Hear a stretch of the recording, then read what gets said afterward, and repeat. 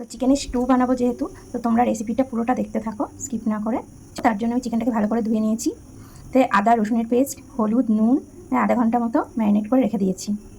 Chicken স্টুয়ের জন্য এখানে আমি ক্যাপসিকাম কুচিয়ে নিয়েছি, বিনস নিয়েছি, এখানে তোমার পেঁপে নিয়েছি, এখানে আলুর টুকরো, এই যে 2 টুকরো করে আলু কেটে নিয়েছি, আর এখানে গাজর কুচিয়ে নিয়েছি, এখানে টমেটো, আর এখানে গোটা পেঁয়াজ নিয়েছি, এখানে একটা বড় সাইজের পেঁয়াজ কুচিয়ে নিয়েছি।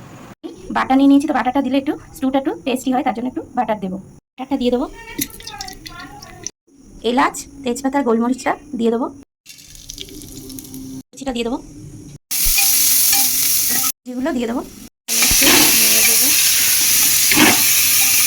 আমি চিকেনগুলো দিয়ে দেবো, একটু কষাবো,